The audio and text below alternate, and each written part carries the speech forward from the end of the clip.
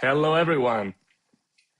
Thank you, Zcash Foundation, for inviting me over. I am PG from Web3 Privacy Now, and today we will dig into some of the key learnings that we as a movement and me as an individual in Web3 and beyond Web3 has collected in doing business development and partnerships. I'm always happy to share very directly and transparently these learnings because I think that together we can have a major and bigger impact.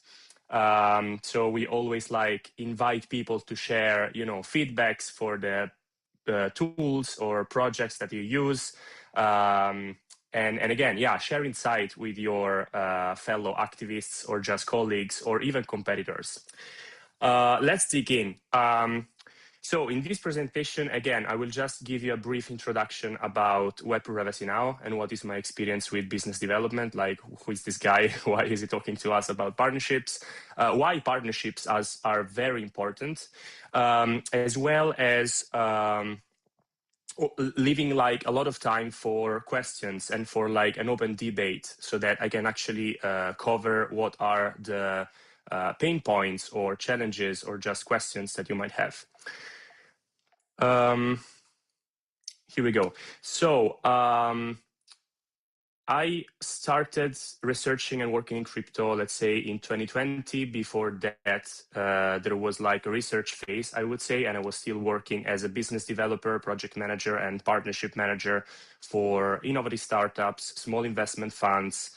I wrote my thesis about Bitcoin as a revolution of trust in 2017. And then from that, I started studying, going to events, meeting people, getting to understand better what was this blockchain thing.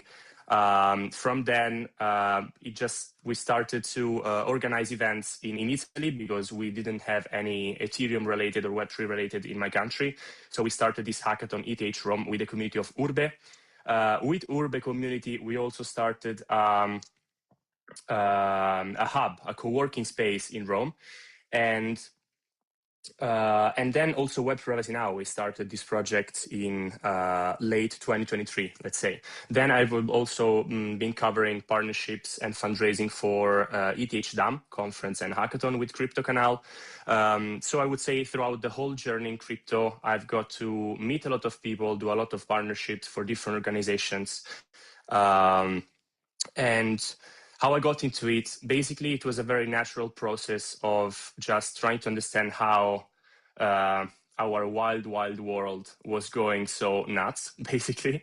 So through documentaries, through stories like, WikiLeaks, Edward Snowden, Cambridge Analytica, surveillance capitalism, it was a very natural flow of discovery and development that brought me to crypto. And what I found in crypto, I entered crypto with a very how can I say, ideological or sociopolitical attitude. What was interesting for me in crypto was indeed these founding values of crypto as in cryptography. So basically protecting our individual privacy. And in one sentence, indeed, privacy for the weak, transparency for the powerful, from Julian Assange. Again, it was not easy. It got me some years to finally found this kind of founding values and principles of crypto. And this is because probably the most noisy narratives are, of course, about money, about up and down, about markets. And this is unfortunately how people perceive crypto, if not even worse, gloom and doom, dark and dangerous hackers doing something which is a scam, basically. This is what brought me to basically co-create Web3 Privacy Now as a way to make these founding values and positive narrative about how we can use technology for the good of the people, for the public goods. And indeed, Web Privacy Now is a movement, gathering people with events, academy, a lot of content production around indeed what actually we really need to build with these technologies. Going, beyond this money narrative or just let's build cool shit. And given that indeed it was like sad to see in crypto, there are a lot of good people, but for some reasons, what actually comes up in the news, it's all this like dystopian, negative, and up and down narrative. So yeah, this is why we basically founded Web.Privacy Now. How it started, and this is the first, I would say, key learning that I would like to share with you. Web.Privacy Now started because I found an amazing collection of information around all the projects that were developing privacy in GitHub as like this massive, like collecting more than 700 projects with all the data about if the team was or not, what was the stage of development, if it was testnet, mainnet, where they were taking money from, what kind of service or product we were talking about. And thanks to this research made by this Ukrainian guy, Mykolas Yusko, I actually continued my journey in crypto in trying to understand, okay, who is really developing privacy enhancing technologies, privacy preserving technologies beyond all this like just marketing or a slogan way of saying we are doing privacy. And this is why I just wrote him a DM. Here we go. I wrote him this DM and he got back and we started collecting more data together. And from that, we scaled doing events, more research, and a lot of activities. So the first key learning is always write emails and direct messages or just tag people on Twitter, whatever the most creative idea you can have, the better it is. Because actually you don't have anything to lose.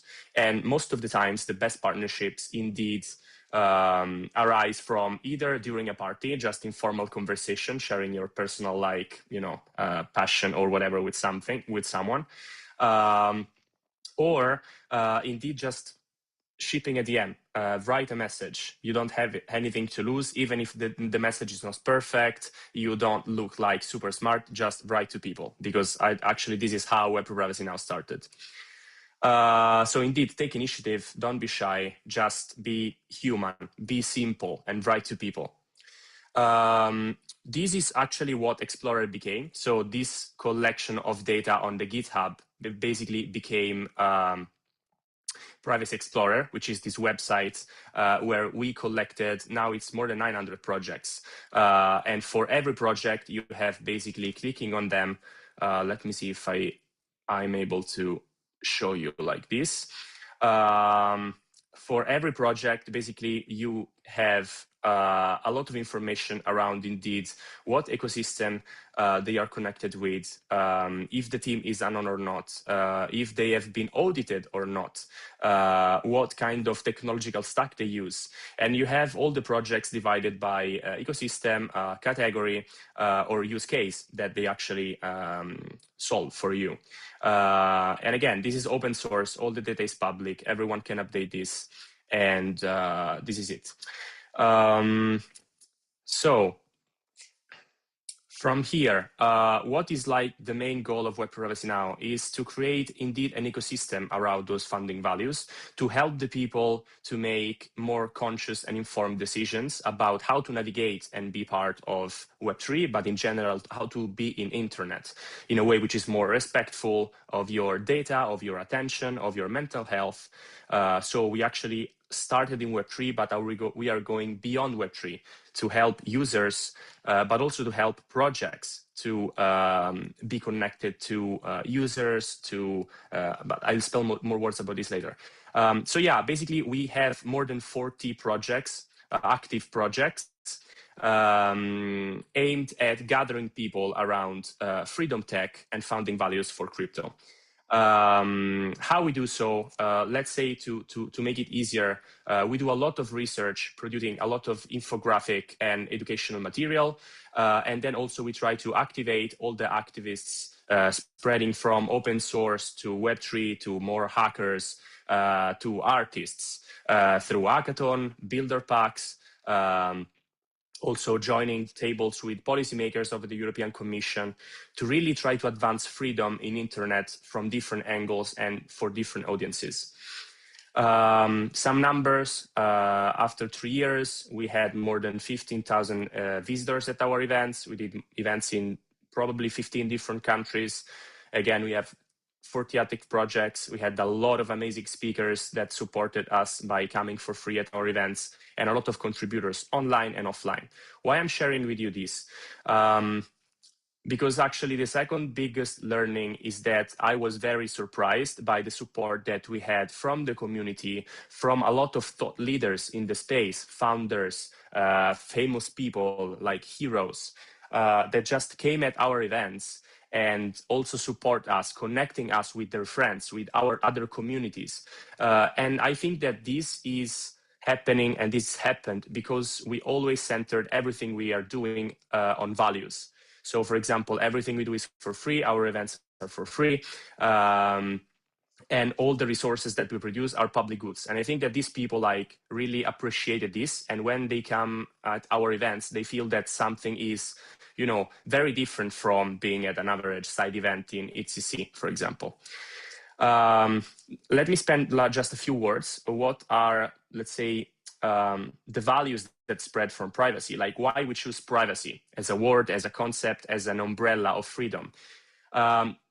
First reason, very basic, because actually the whole crypto movement was born to protect our privacy. And this has been a little bit, how can I say, forgot, or has been like shifted in a second place. You know, and now we have, and let's say we had mass adoption, scalability, speed, you know, gain, whatever, you name it. So to bring privacy at the core of the development of these innovative technologies.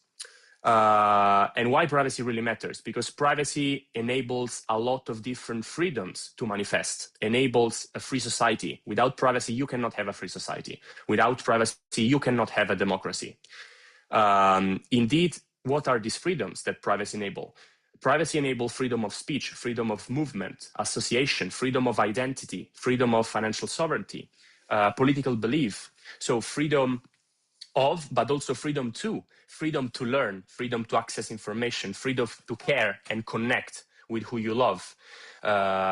We always make this example of people that were supporting, for example, Ukrainian during the war, and maybe they were Russian people, but they had family there. And if government would know that they were supporting Ukrainian, you know, not nice things would happen. So just with privacy, you can actually care about who you love, connect, send money.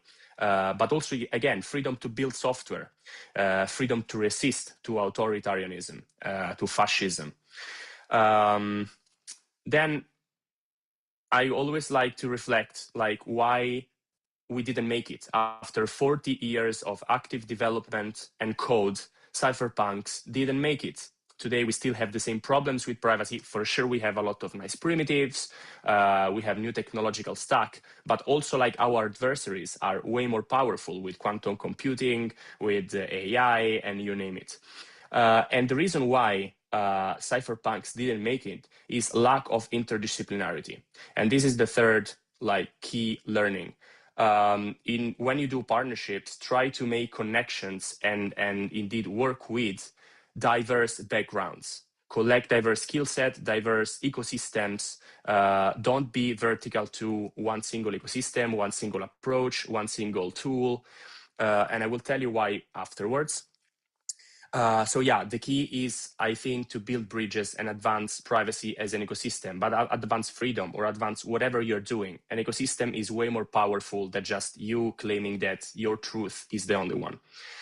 I will let Jaromil, which is a close friend of ours, and he founded the DINE more than 30 years ago. Let's say that core developers and cryptographers in crypto in the last 3 years, every time I was making Jaromil's name, they were saying like, oh, he's kind of the best. He's godfather. He helped me here. He was doing, you know, hacker radio in Italy. He was doing this activism in South America. And he was there. He was one of the first, I think maybe the first, who forked Bitcoin. So yeah, basically through his words, it's a very short video, you can easily understand from someone that was there what was missing.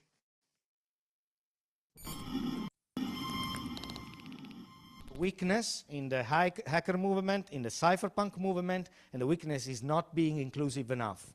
not welcoming interdisciplinarity. In the moment in which, in a room like this, we will be all hackers talking about code, we have lost.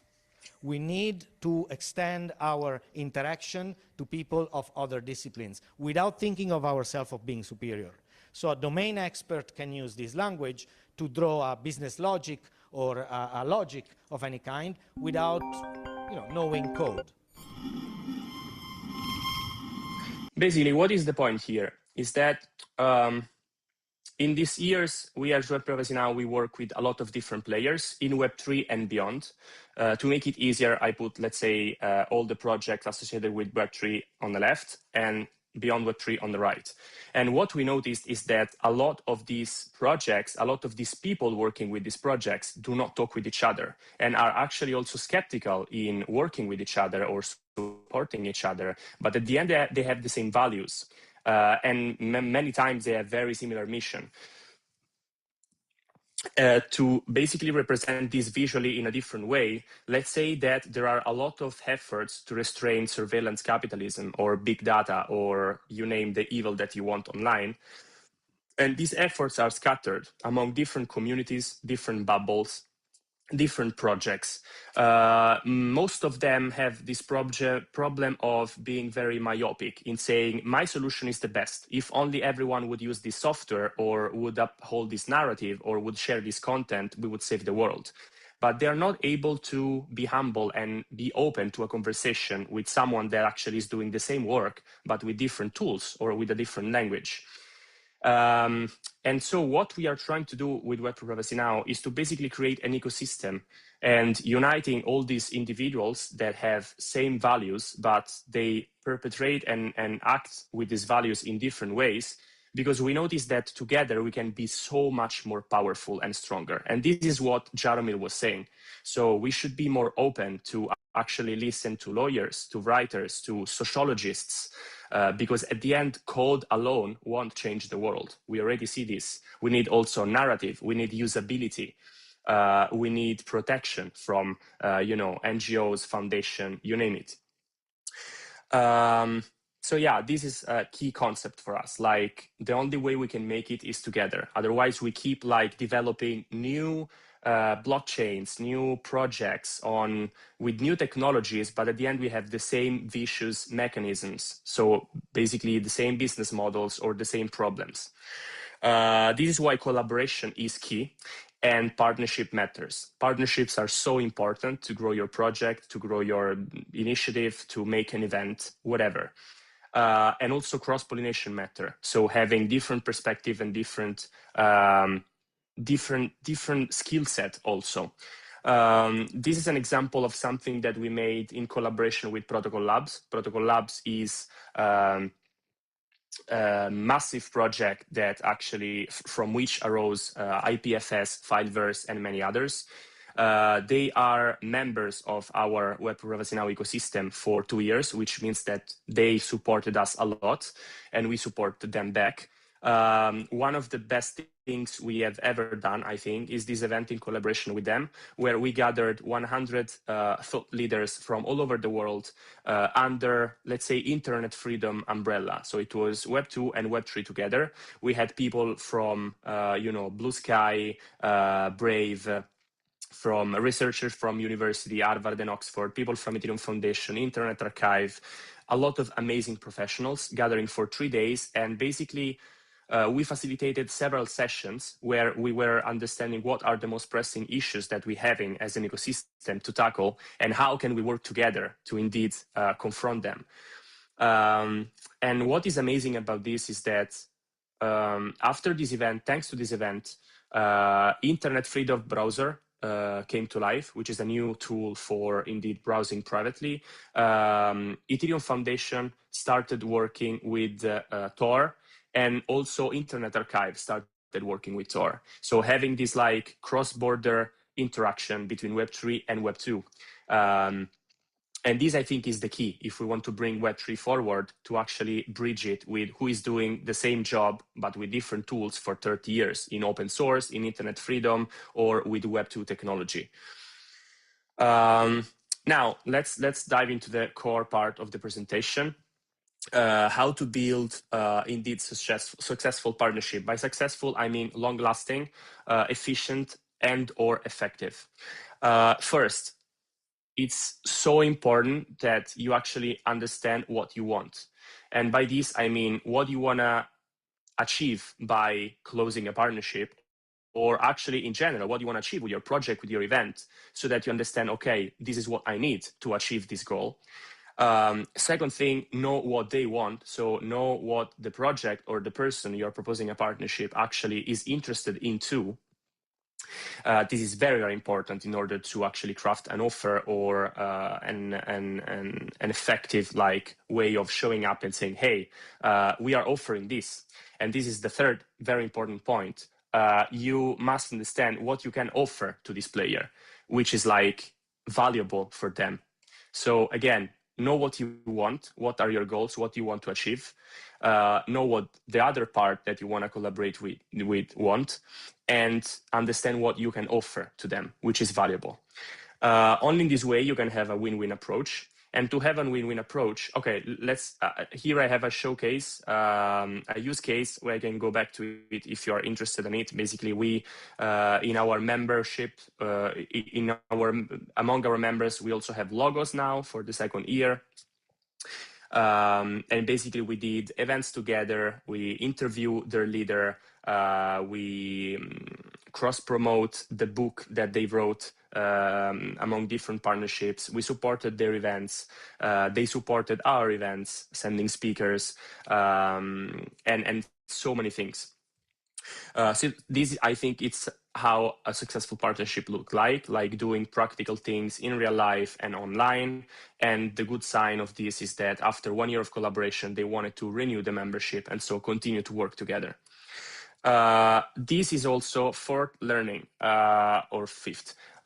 Key point, no bullshit. Like doing partnerships for more than 10, 12 years, what I discovered is that partnerships are also about working with people, are actually mainly working and communicating with people. So the better, the more you find like good people, nice people, the better it will be the whole process of working together.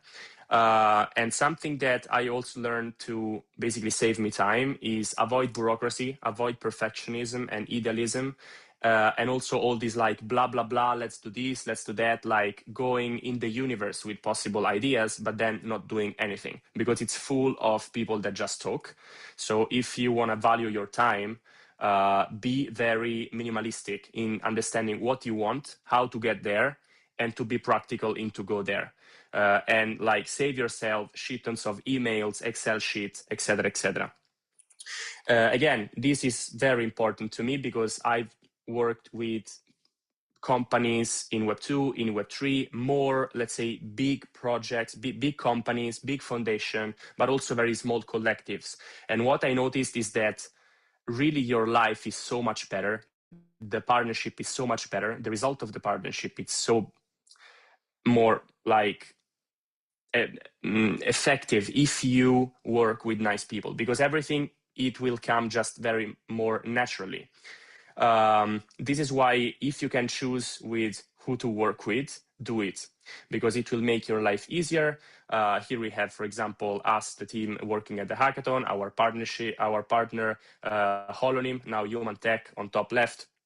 And many of these people then became friends, you know, because again, organizing 10 events per year, you see every time in different location, and there is very nice, like very natural way of helping and supporting each other with, yeah, something happened here, but I can restart. Yeah, this, for example, is James, close friend of ours from Funding the Commons. At Congress last year in Buenos Aires, we were having some troubles in finding speakers, and at the end, he stayed the whole time with us, basically managing the stage and helping us curating the experience for the speakers. This is a very nice example. We made a partnership with Calimero last year, and the DevRel of Calimero, Anton, amazing human being, actually ended up at our hackathon grilling for like 2 or 3 hours the meat, and he was super happy to help. And this is like working with nice humans concept that I try to basically share with you, that it goes beyond the contract, it goes beyond the OKRs or KPIs, and it end up sharing nice experiences and moments with people. Then how partnership really look like. It's not always a barbecue. There is a lot of, conversation, messages, emails, calls. And this is why, in order to avoid to just burn out and hate the people you work with, I would suggest to apply Pareto's law. So what is the 20% of work, of my time, of commitment that can end up having the 80% of the result? Because this is a super nice mathematical proportion, so that if you focus on what really matters and you prioritize what are the biggest 2, 1, 3 points to achieve, you can really achieve a lot rather than have 10 points and create a mess and then having, maybe a 40% at the end. Values. Why values is very important? Because through the partnership that you make, these are some of our oldest partners or members of our ecosystem. Through the partnership that you actually close, you are reinforcing your positioning. You are reinforcing what are your values. This is why, and actually, okay, this is a nice news. Also, Zcash actually renewed the membership this year, and we are super happy to work together. And working with players like Zcash, with Tor, with the Ethereum Foundation, with the Railgun, it's something that very naturally position us in terms of who we are, where we want to go, what are our values, what is our mission. So I would invite you to choose with care who you want to collaborate with, in order to not indeed like end up like this, or in order to not like be perceived as a project that is not like what you want to be, what you want to be seen. So basically choose carefully who you work with. Me personally, actually doing partnership with Web3 now for many years, it happened that I said no to some huge multi-millionaire projects just because in my mind, they are fucking scammers, or just like, preaching that they're doing privacy, but they're just using blockchain, crypto, token, whatever, to basically run the same vicious business models and mechanisms that actually brought us here with a world that is like collapsing. So I told them no, even if they were offering us 100K and another time 160K. I told them clearly no, I will never organize an event with you. And sometimes no is much more powerful than a yes in bringing you towards what are your goals. Remember this. Follow always your values and do not compromise unless it's strictly necessary to get to your goal. Again, otherwise you end up like this. Consistency. If you actually are consistent with your partnerships, with your actions, with your values, you will build up trustworthiness. And if you are trustworthy, new people, new partners, speakers, collaborators, volunteers will be way more interested in working with you, in supporting your project, in supporting your mission. And this is what I was saying before. Like, if we manage to organize just after a year and a half of existence, this massive event in Buenos Aires, this was in Bangkok with Chelsea Manning, a whistleblower, with Vitalik Buterin, with Peden Valkenburg from Coin Center, to Amir Taki, everyone coming for free to speak at the event, and actually helping us also in connecting us with sponsors, with other possible speakers, with change makers. I think it's because we build this trustworthiness, and we always been consistent. Indeed, we organized these massive congresses. For 2 years in a row, we organized the biggest and most successful DevConnect side event. And every year we host so many events. And this is possible because of partnerships, or because of relationships with friends, with allies, with the community that support us, and with sponsors and partners. Here you can find on the left, the biggest QR code is our website. You can find all our tools, the online academy newsletter, all the interviews that we make to these thought leaders, all the video from our events. So you find everything here. And our next events will be the New Cypherpunk Summit in Berlin this June. Here you can actually subscribe. It's for free. And the Cypherpunk Congress in Mumbai on the right. I will leave this slide some more minutes for you to scan if you want. And now I would love to receive your questions and to talk with Neil about what we have been discussing, but also to understand what are your most pressing curiosities or struggles, and if I can help you there. And here you can also find my Telegram. Feel free to shoot me a DM if you need anything. I will be very happy to answer you. Thanks so much, PG.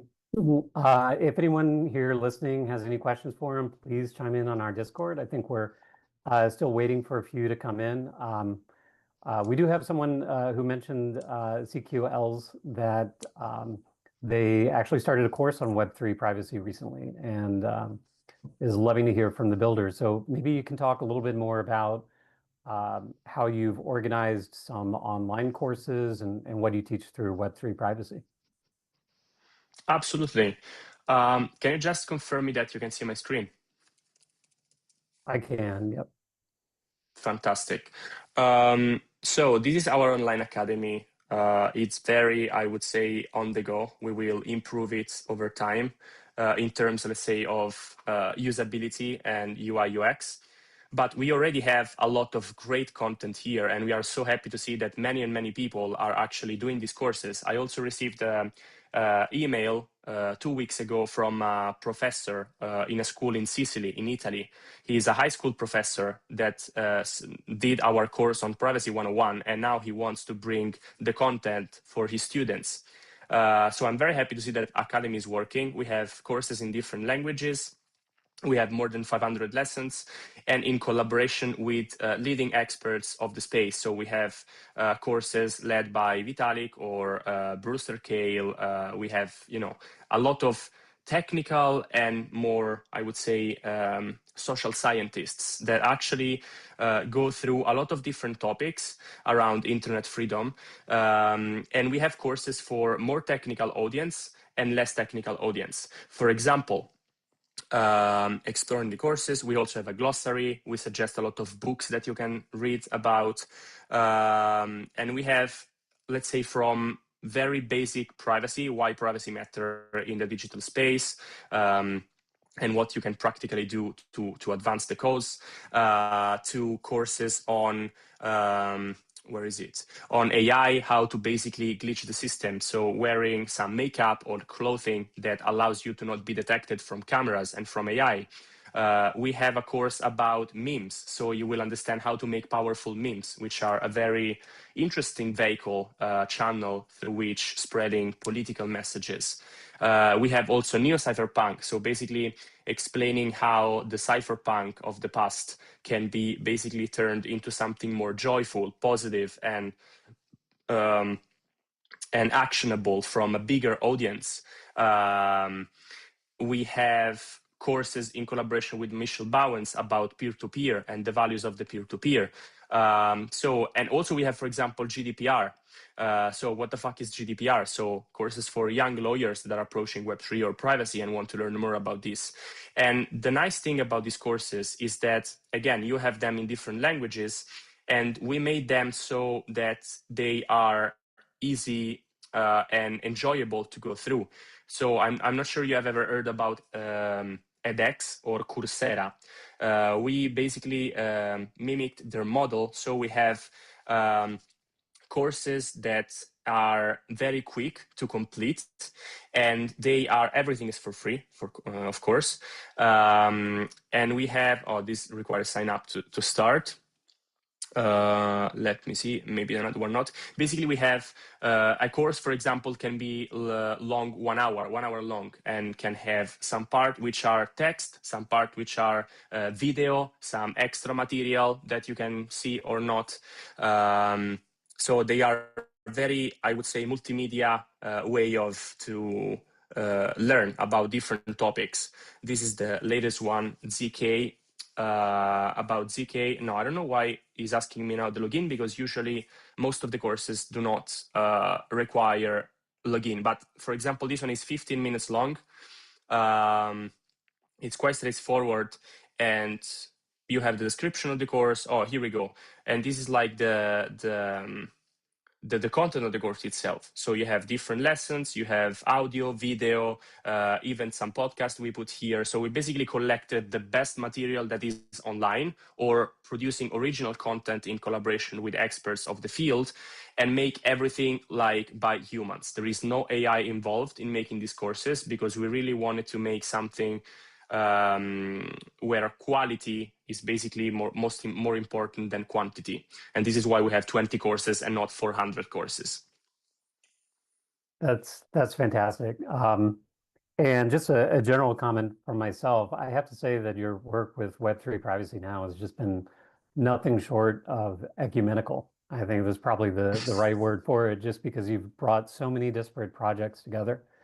It's fantastic to see. I actually joined last year as a supporter, so I was happy probably to talk to you by PGP encrypted email to get a Zcash address from you for joining for that year. So thank you for that. I really appreciate the no business blah blah approach. Believe it or not, I still get the word synergies in my inbox, as if we were still in some Dilbert cartoons. So I have been in crypto business development before, and I never really felt like a salesman. So I didn't know if it was for me or not. And I wanted to ask, in your experience, what pathways are there for people who need to do business development for their privacy project, but don't feel that they're a salesperson themselves? Like what are some sales skills that you picked up along the way that just kind of transcends the business blah blah and make for really effective connections? Clearly, you spoke a Yeah, lot about sure. that, but if you can kind of encapsulate that. Absolutely. So the nice thing about this work, about this environment, I think, is that it's full of, in comparison to, let's say, fintech, in comparison to startup world, we have way less, let's say, formality in the way we interact with each other. Think that in real life events, we end up doing parties together. We end up very many times to share personal life matters and passions. It all depends. If you go to ETH Global, it's different, of course. But if you go to side events, if you go to, also, if you come to our events, you will feel that there is a different vibe. And this is what I really like about working. I'm not even sure if to frame it Web3, but let's say working in our industry, it's more easy to connect with people as humans rather than as Mr. blah, blah, blah. And this is also the main reason why I keep doing this, because I get to know so many interesting people, super smart individuals that actually question the status quo from different countries, from different cultures. And it's very interesting to get to know each other. And the nice thing that I noticed, because actually this, I think it's a very, very on the spot thing, to address your question. At the beginning, as everyone, I was very shy to go to speak to a certain speaker or to someone on stage, or to, this OG cryptographer, just because I was basically emotionally encapsulated by my own idealization of that person, But then started just, talking to everyone, doing partnerships, being on stage and blah, blah, blah. You will end up understanding that we are all humans. We are all imperfect. And most of these people, if you go there and just, start a conversation about something that goes even beyond work, it's just so happy to get back and to chat with you. So my suggestion is to, indeed, as I was saying, don't be shy, go and approach people, and actually feel free to share what are your more, let's say, beyond work feeling about something, about the market, about a trend, about a narrative, about what is going on with your government. And these people, if are here for so many years, especially like the OG's one, is because they believe really in something. and they will be more than happy to actually chat with you about this stuff. And in general, for doing partnerships, I would say that indeed, like, this industry gives you the ability many times to cut off a lot of just formality. Just for example, we don't use LinkedIn, we use X. Many times we chat on Telegram, we don't even send emails. So like, use this and be more direct, straightforward, sincere, and human. Because when you are human, when you are simple, the other person also feels, how can I say, like a sense of relaxation, a sense of, oh, nice, someone is talking to me as a human. This happens, I would say, most of the times. Of course, it doesn't always work, because there are still like this kind of robotic results of capitalism, and working with a laptop in the last 10 years really destroyed us. And so people sometimes really need to have their Excel sheet in order, or have so many documents, or have AI notes of the call that they make. But at the end, I think all this stuff is just crap. Like, if you manage to focus on few important things and to connect with people as human before then business developer for wherever you work, in my case, this worked way better. And you will end up having conversations and partnerships and chats, but also in real life conversation with people that are more close to be some sort of distant friends than business partners. And I think these really enrich your life and also enrich your project and your activity, because again, everything just unfolds more smoothly, more naturally, and you can enjoy them way more. And this is also the people that will help you one day, because if you keep like everything on a sales note, on a business note, it's difficult that that person will actually move one finger for you one day, or that you really want to do the same for him or her one day. Exactly. It really goes back to your focus on in real life over online interactions. And I've loved that. And on that note, Zero Darts had a question. What would you say to Zcashers who are interested into coming to one of your Web3 privacy events, but haven't decided yet? I know you Wow. host actually quite a few of them, so Yeah. maybe location is a factor, but what should tip them over the edge of coming?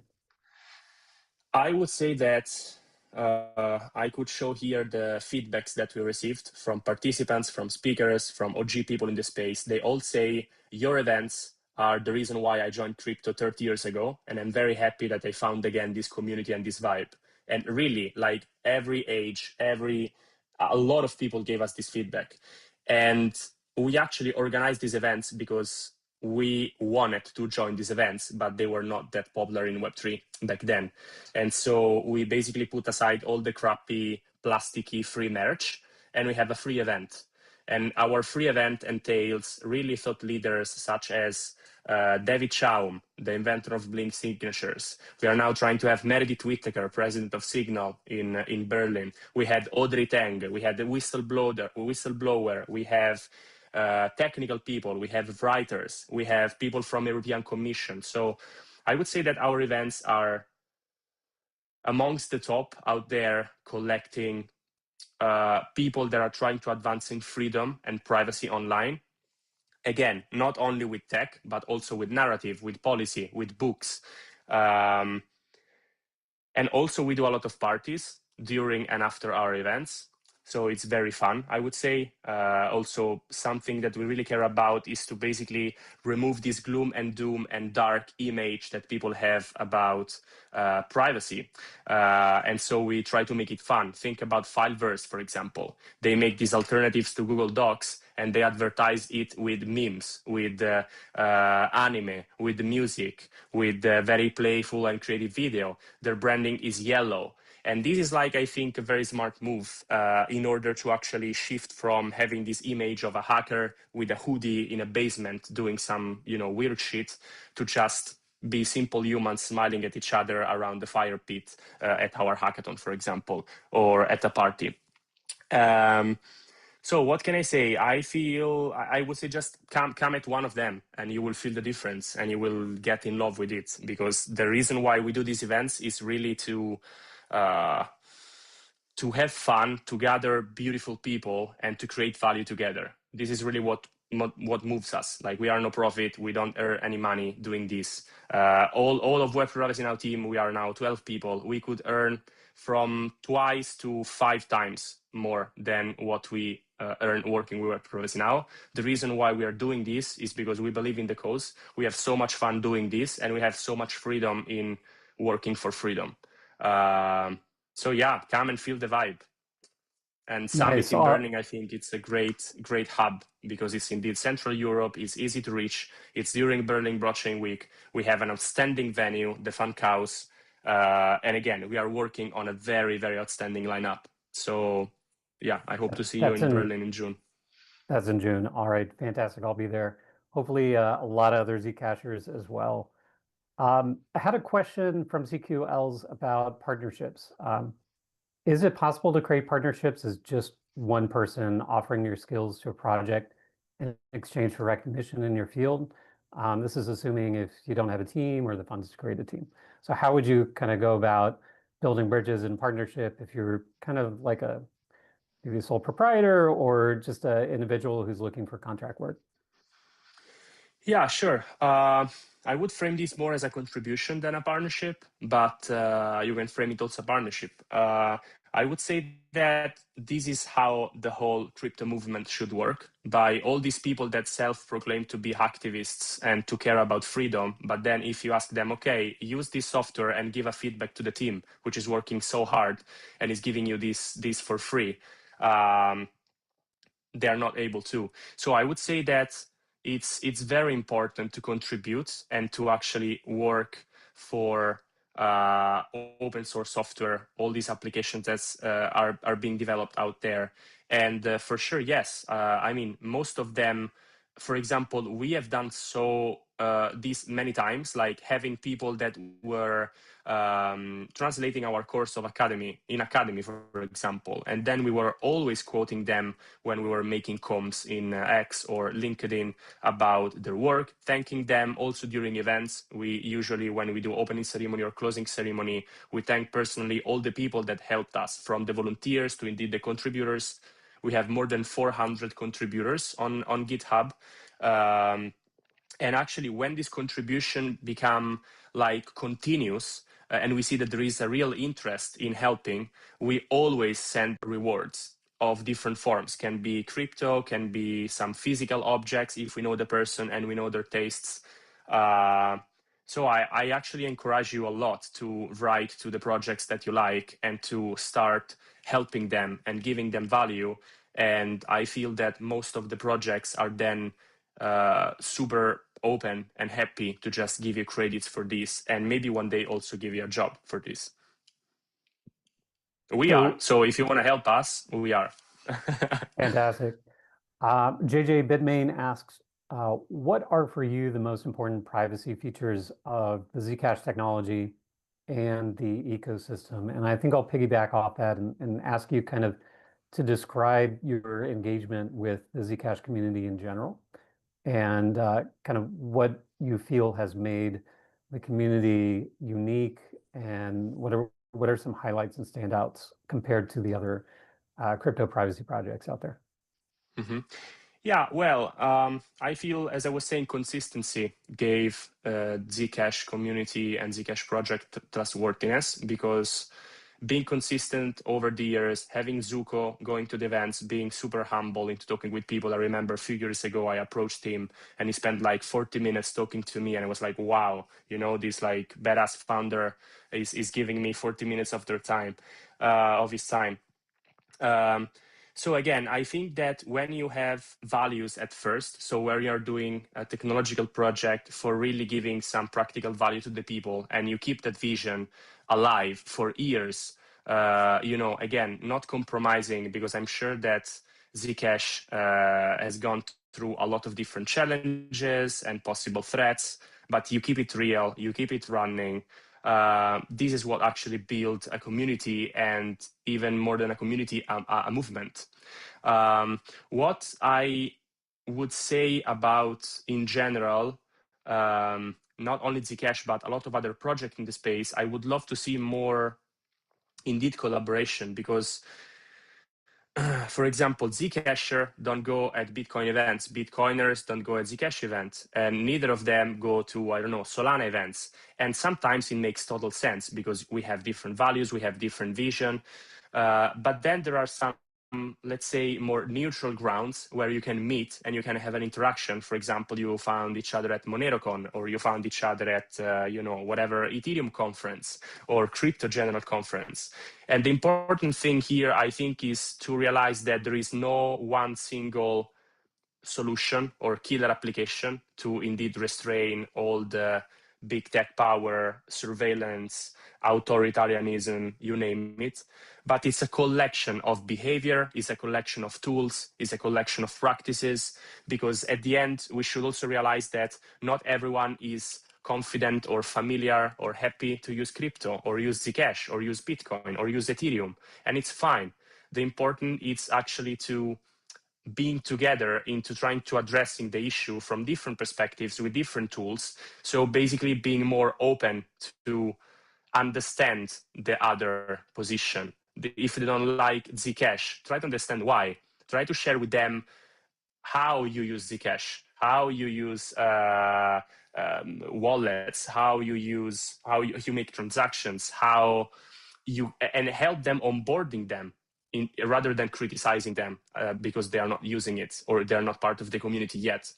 So yeah, I would say in general, it would be nice to be more flexible, and it's super nice to have a community with values, with a name, with a project, but then like interconnect this community and your actions with different people from different communities, because I think that diversity is key. And diversity, whatever you do, whatever is your chain, whatever is your mission, diversity will help you nail it down. So yeah, Very good points. I would encourage everyone. I've worn my Zcash t-shirts to Bitcoin events, and I didn't get any hate for it, but I actually think they were secretly jealous of the privacy on Zcash. So yeah, it's about building bridges and being there. Otherwise, you know, everyone will think they're in their own echo chamber, right? So, Absolutely.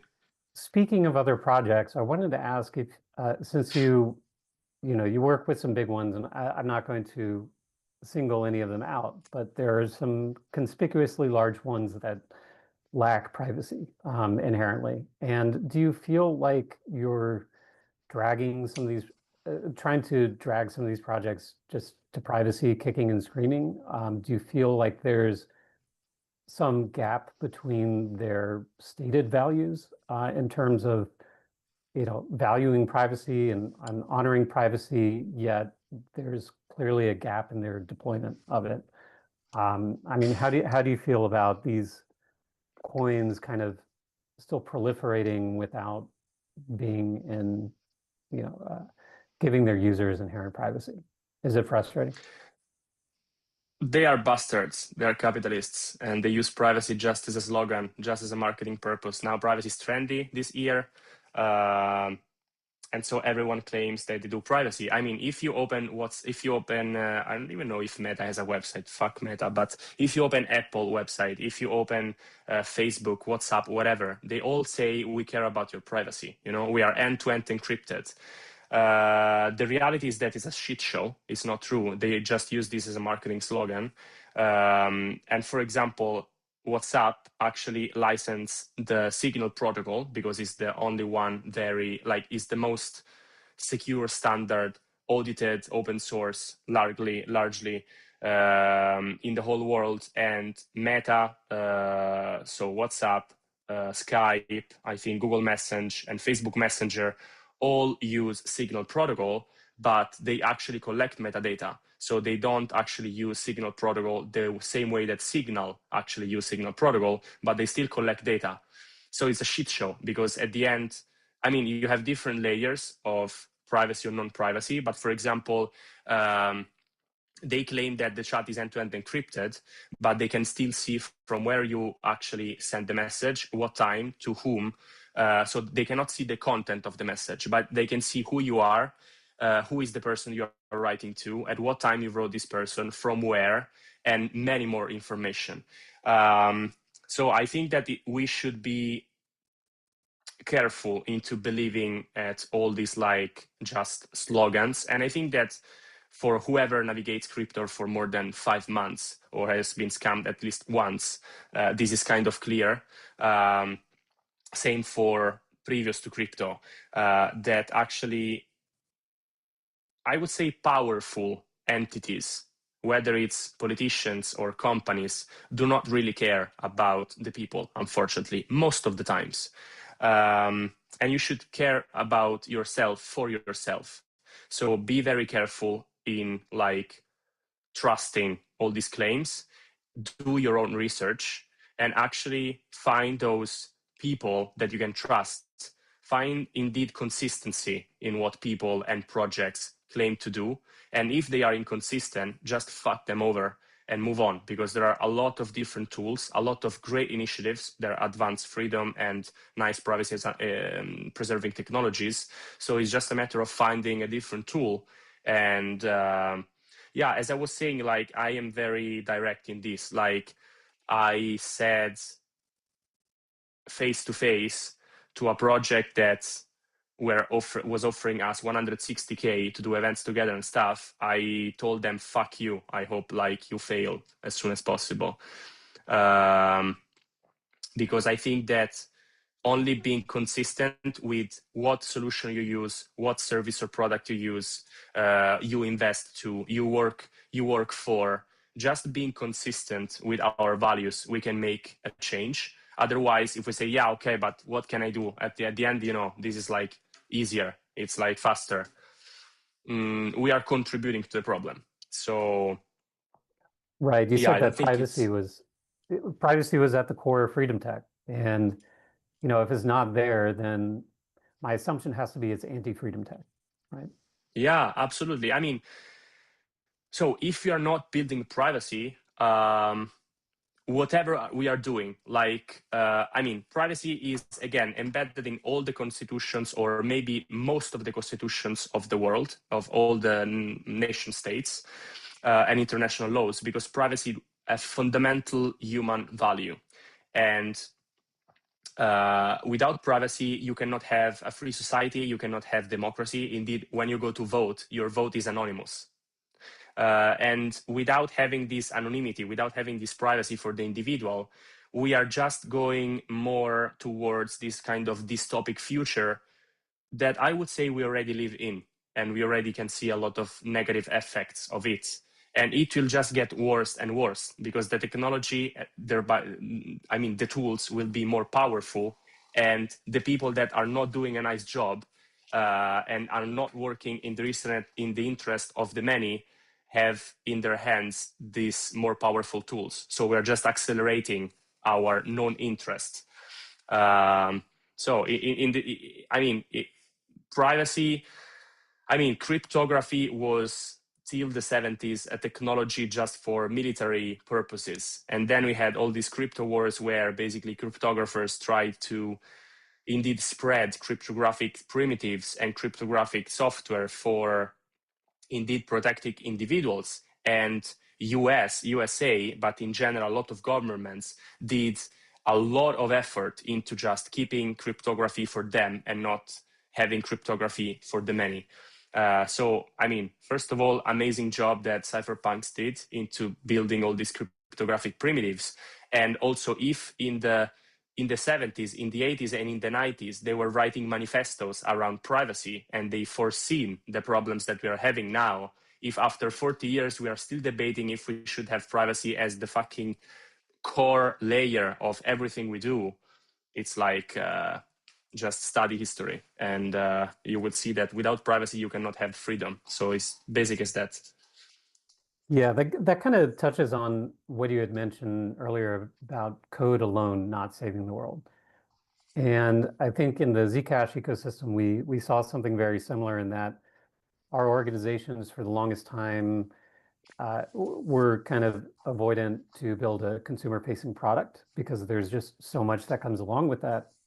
A lot of support, for instance, which now I'm the support and community manager for Zottle. So that I think they realized at the end, clearly you got to have someone to be the interface with users, and you have to build a user-facing wallet so that you can be connected with them, so that you can understand what it is that your customers actually want in the end, and not just be content with writing the code and letting that be hopefully someone else's business idea that build around that. So we saw with Zashi, now Zottle, what we called at the time the Zashi effect, which was that the shielded pool, just as soon as you made that very super accessible and very easy for users to shield, just went to like a Burj Khalifa pattern, right?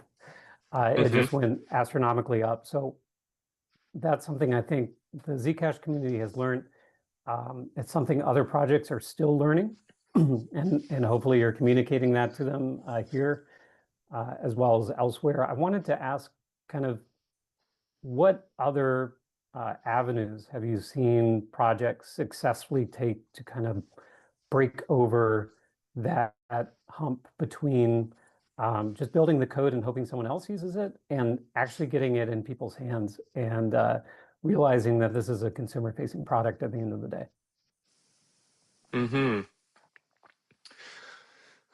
So you're asking me what are those projects that actually managed to make this step into going towards the users? Yeah, and maybe some lessons along the way or Yeah. very successful projects that you'd like to highlight. Sure. Well, to say in Web3, I always make the example of Fileverse just because I find it just genial, like going out of this black privacy hoodie stuff and just bringing a lot of memes, a lot of anime into the conversation and make these like super cool videos with different characters from anime and like playful music and face of Vitalik and showcasing in practice how you can make a sheet with scraping all the data from CoinGecko to a lot of other different websites and on-chain stuff. Then I would say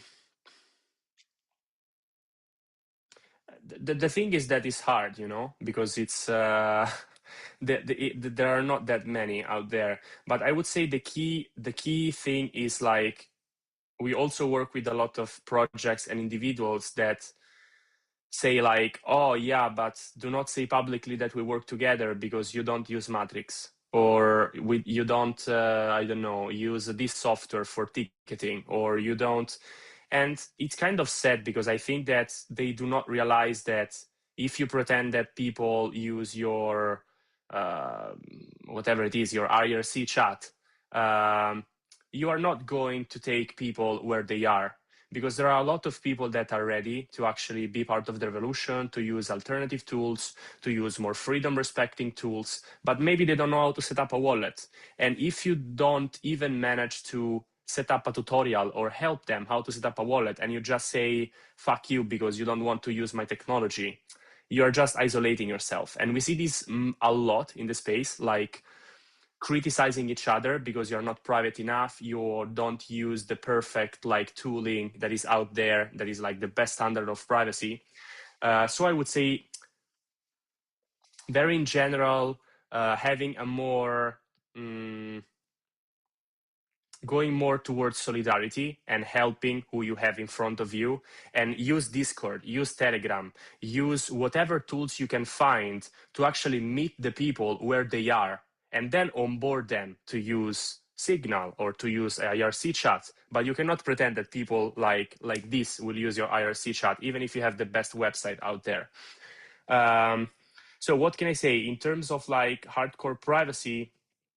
There are some projects that do not, I actually will not make names because it would be kind of tricky, but I would say that there are many nice hardcore privacy projects that should still kind of learn how to build up a narrative that can allow them to have a bigger audience and a bigger user base, let's say. Finally, let's say privacy is like getting out of this dark image of you have something to hide. thanks also to the nice slogans and narratives like privacy is normal, to a lot of advocates that explain what privacy is. And I would say that another fun example is, for example, Railgun, that started the trend of Railgun intern. So basically making fun of yourself, or now some projects this year will finally bring at events more artistical, interactive areas rather than just this booth with the pamphlet or, onboarding you to our best project. And I think this is also a very nice way, like, to bring art into the conversation and into welcoming or explaining what you actually offer. So basically giving practical value to the audience, something playful, onboarding people with play, with fun, with lightness. It's way more easy than saying we have the best technology or, download this wallet. So yeah, I think play is very important. Like when we are young, we play to discover the world, to understand relationship, ourselves, what is right, what is wrong, what is, hurtful, what is not. And then we grow up and we discover how to play, or we don't play that much anymore. But I think that play is a way, like, so powerful means in order to actually discover new things, understand, embrace, meet. So yeah, I would actually suggest all the projects to use way more fun and play and games to onboard people or to explain what they do. It's a lot more entertaining than just doom scrolling on X every day to actually see, Yes. a crypto account out there that is making fun of themselves. I think Litecoin actually did that very successfully last year. I appreciate your point on purism because If I you can might, really. Oh, go I'm ahead. sorry for interrupting, because now I was on a different side of my brain. But also, for example, I really like Logos approach. Basically, Logos did this massive rebranding this year, and they started running circles around the world, which are these like very small community-based, local-based meetups, where they are not going there saying use Logo stacks, Logos is the best, but they are actually facilitating interaction between local people and asking them, what problems are you having in this community, in this co-working, in this activists movement? And from there, they facilitated conversation to understand what solution they can use, but not only Web3 in general. And I think this is also a very nice example. If you can check the Logos website, you can see that their rebranding is indeed like aimed at speaking to a way bigger audience than before. Before it was way more like hacker, revolution, opt out the system, fuck the government, the nation state. Now it's actually positive. It's white. It's like breathing freedom. It's they are using way more easier tone of voice. And I joined several of these circles, and it was super nice to see that everyone can organize a circle in their own city, and Logos will support you with organizing this circle. And I think it's a very cool initiative to just gather people and make these like local, small, indeed communities that actually unite around some common problems that they want to solve. And I found this one of the most interesting initiatives in crypto in the last years, to be honest, because it's then the perfect Wow. gateway to then, adopt different tools. It resonates with me because I run a local Zcash meetup, and I think at this point we're the longest running one.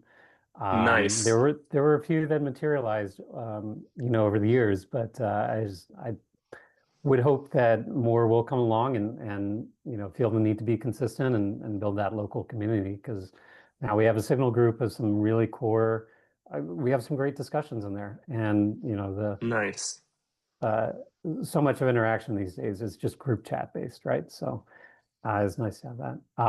I was mentioning I really appreciate your point on purism because you can really cut your nose off to spite your face if you're not going to where the users are. And Naomi Brockwell, who's presenting later in Zcomm today, when I found out that she had a TikTok, this is everything that she rails against for Yes. years. But it's she's there because it's where the users are, the users who most need privacy and security. So, Yeah. she's reaching them in the end, which is great. So we had just maybe a couple last questions here, and then I want to let you wrap it up with, anything that you didn't get to speak about. There's a question from Et and also JJ Bitmain. What is the main role of Zcash proof of work and Zcash miners in privacy for you? And perhaps how can miners contribute to promoting privacy in Zcash worldwide? So I don't know if you've kind of observed a little bit of the debate. There's a cross-link proposal with Zcash, which is now kind of focusing again on what the role of miners are in any given privacy system. So did you have any thoughts on mining in particular? So a disclaimer here, I'm not technical and I don't like tech in general. Big revelation. No, I'm joking. I like tech. It's a tool and it depends on how you use it. But still, I'm not technical. What I would say is that, ideally, we all have our nodes running our own nodes, and we all indeed run this like world computer, or let's say shared infrastructure for public interests. So I think role of the miners is key in keeping the system running, the system secure, the system decentralized, the system private. Most of these privacy services are secure and are private just if many people actually join the system and contribute to the system. So correct me if I'm wrong, because for sure you know more than me about Zcash infrastructure and technicalities, but I think that just by having more and more people contributing to the system, mining and supporting the infrastructure, you can have this like resilience that is needed to go through whatever like threats you can actually face. Yeah, do you want to add something maybe, Neil, or to bring the question in a... I definitely love the self-sovereignty aspect. And thankfully, Zcash has a really great light wallet privacy model to where you really aren't trusting too much to like a light client in running a wallet. So there's not as much of a necessity to say run your own node, but I think in this age-gated, ID-gated internet that we are seeing is just going to become more important for people to run their services much more locally, and that includes Zcash nodes as well. So I would advocate for that, even if you don't have the space to be a miner or can't deal with the heat output or anything of the sort. There's definitely a high barrier to entry to mining. But we appreciate those that help secure the network that way. So, seeing as how we don't have any further questions at the moment, did you want to chime in on anything that you didn't get a chance to speak more about?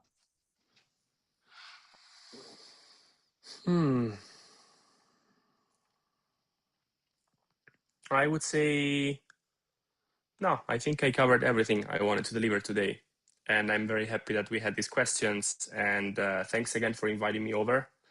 And I was very thrilled to be next to, indeed, also Naomi Brockwell in today. So, indeed, I will be in the audience later.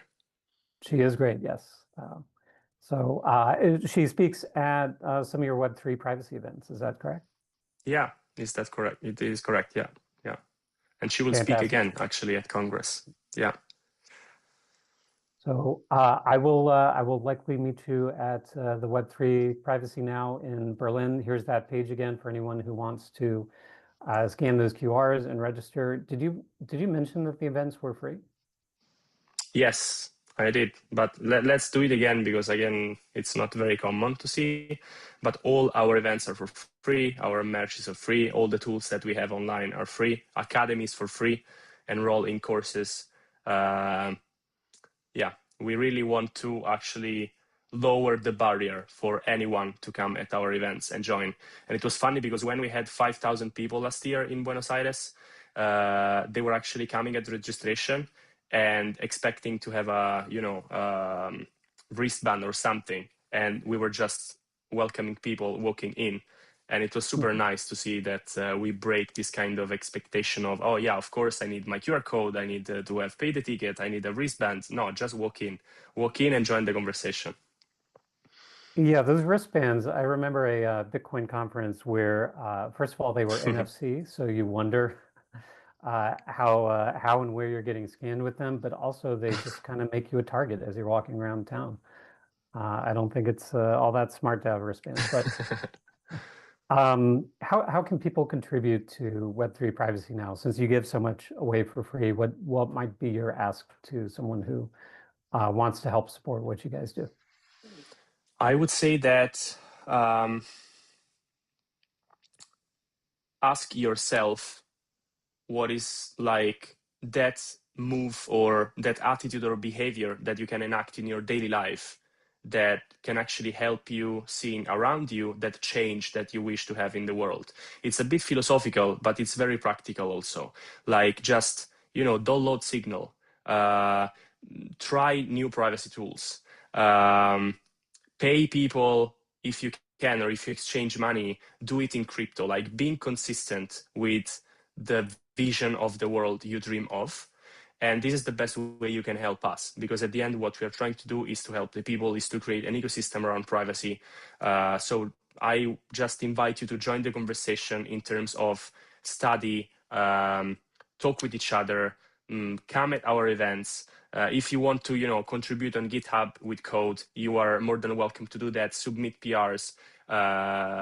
If you want to make up some good content in our online academy, you are always welcome. If you want to help us with partnerships and fundraising, you're welcome. Just reach out. There are so many different rooms for helping, from volunteering at events to, again, we have 40 active projects. So we just dream about having more people coming and say, hey, I would like to help. So feel free to do it. I leave you here my Telegram. You can reach out here. And I hope you see you all in Berlin at Summit. And please, if you come over, come find me and tell me that you are joining, you are present at this session, and I will be more than happy to connect. Fantastic. I think that's a great note to end on. So thank you again, PG, and look forward to all the endeavors, and really glad to see that Zcash is, has such a great hand in sponsoring your work. Thank you very much, Neil. Take care, and for you all, keep it real. Peace.